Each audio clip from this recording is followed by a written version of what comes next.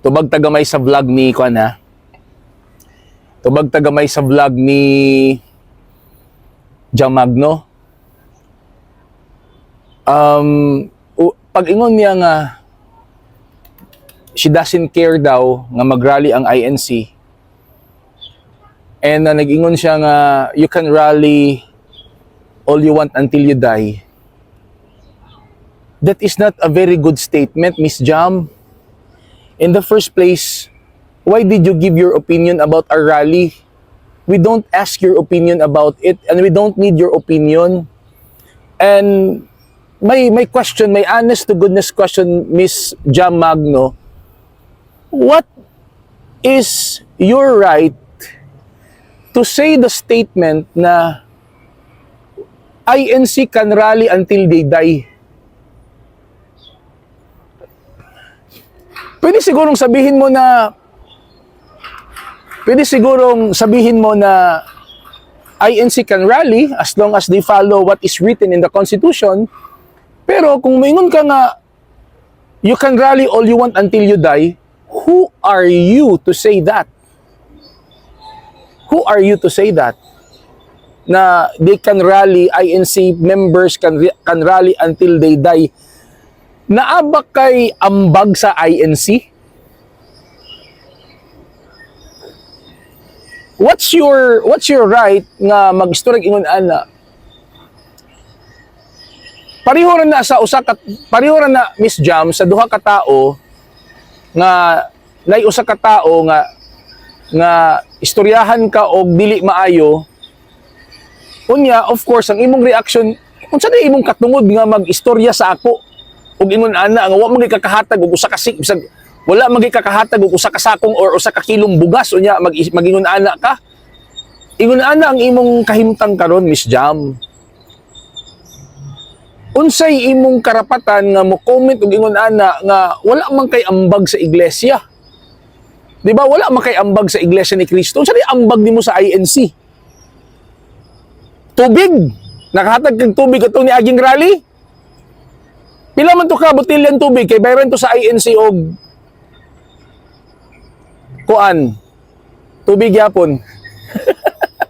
Di ba? There is something wrong with this girl, man. There is something wrong with this girl. Una, ang rally sa Iglesia ni Cristo karong November 16 to 18 naman ay permit. Diba naman ay permit? Dala si permit, gitugutan man na sa LGU. So nag-follow ta sa balaod. Ang Iglesia ni Cristo nag-follow sa balaod, nag-follow sa rule. So, kumbaga sa Tagalog pa, ano ang ipinagpuputok ng butsi mo, Miss Jam Magno, na mag-comment ng ganun? And then ngano maguna-una man kag ingon nga do not overthrow the government. Kay ngano? Kana ding rally sa Iglesia ni Cristo mag-overthrow sa government, you are insinuating. Ikaw ang nag-insinuate ana. Dili kami, dili ang Iglesia ni Cristo ang nag-insinuate nga i-overthrow ang government. The fact is klaro kaayo, ang advocacy sa rally is just transparency and accountability sa mga nangawat yag trilyon-trilyon sa gobyerno. Dapat unta, Miss Jam, kana imong hatagag opinion. Unsay imong opinion aning pagpangawat sa trilyon-trilyon nga kwartas gobyerno nga naapil ra ba ang pangalan sa imong mga friends? Dapat ka na imong tagag opinion. Unsay opinion nimo ana, Jam? Kay dili naman question nga gikawat ang kwarta. Kuan naman kanang kumpirmado naman gyud nga gikawat ang kwartas gobyerno. It's confirmed nga gikawat ang trilyon-trilyon na kwartas gobyerno. Kumpirmado na Miss Jam. Kumpirmado na nga gikawat gyud ang kwarta. Ang wala pa lang makumpirma kung kinsa ang mga nangawat, pero naapil ang pangalan sa imong mga friends. Di ba? Dapat ka na imong i-comment. Kay involved ba na og kuan? Involved ba na og kanang kaugmaon sa tong nasod? Pero kanang rally sa INC, ang comment man ka nga, wa man na mo pangayo imong comment, hindi man na makadaot ang rally. Kay kanang rally, naaman na sa konstitusyon. Saka ka na magyaw-yaw kung nagsupak ang INC, naigisupak nga balaod ang INC sa ilang rally, saka na. Pero karon nga wala pa, You don't have to say that. Kaya nga no, you are insinuating sa mga butang nga wala pa diha.